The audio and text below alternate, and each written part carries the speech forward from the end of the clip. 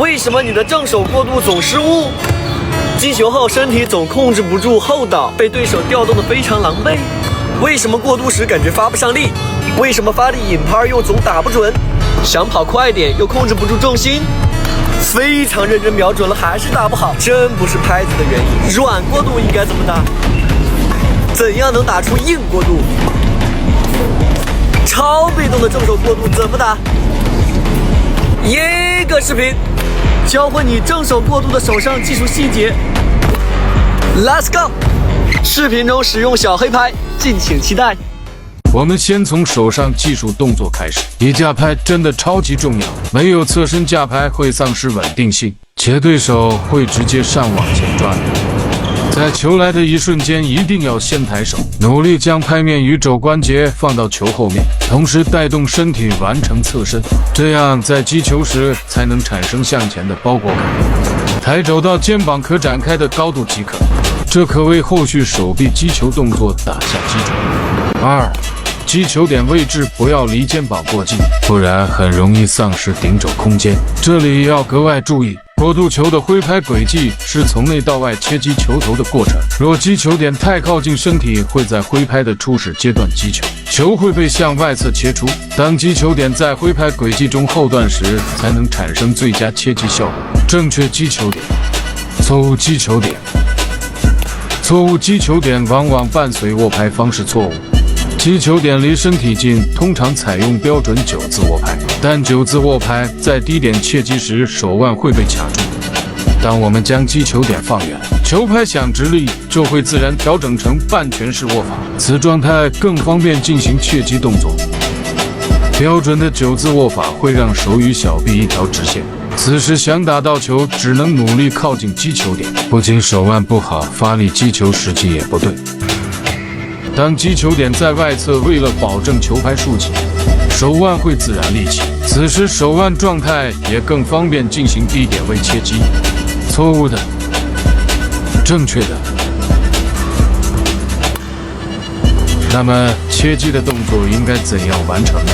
错误的切击是用切球的感觉进行击打，比如这样，或者这样。正确的切击是用切推的方式进行击打。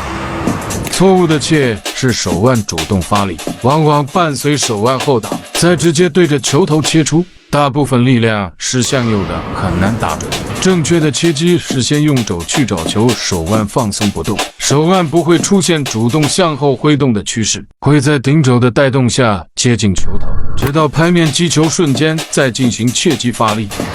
一直架拍时肘与拍头架在球后，那么当肘先找球时，手臂会出现向前的推力，顶肘完成先用小臂去贴近击球点，此时手臂动作给予击球的力量都是向前的，手腕是被带动到击球点后才做切击的动作，这就是切推过程。只要手腕在顶肘前提前主动发力，就会变成纯切。正确的切推在架好拍后，手腕不会出现向后移动。错误的切球架好拍，手腕依然会主动发力向后。切记手腕移动在肘后，顶肘找球，带动小臂前挥贴球，最后才切击球头。这个顺序一定不能错，不然很容易这样。那么最后的切击动作怎么做？当我们9字握拍时，小臂与手腕一条直线，不方便做切击动作。此时需要主动力点手腕，再加上击球点需放在身体外侧，自然会形成类似拳式握拍的姿势。这是9字，这是半拳式，可以看出半拳式掌心是空出的，此时后2指向里握，从而带动手腕进行切击动作。现在我们结合上手臂，先顶肘后带动小臂前挥，小臂贴近击球点后制动，此时小臂内旋带动手腕前挥。由于小臂内旋时拍头在左侧，哪怕手腕不发生任何改变，都会产生切击效果。注意看小臂的旋转，手指手腕并未明显发力，像是产生了一半内旋的效果。而抽球在小臂内旋前的球拍位于击球点后方，所以小臂旋转会带动手指手腕向前发力，而过渡时小臂内旋会带动手指手腕向外切出。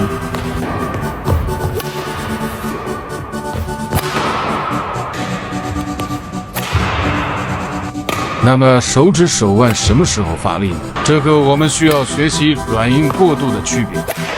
先看软过度，软过度握拍时候，两指让拍柄贴紧手掌，完全依靠小臂内旋去击球，则推力更多。硬过度握拍时候，两指一定要放松，让手掌空出。在小臂内旋时候，两指也同步发力，增强切击力量。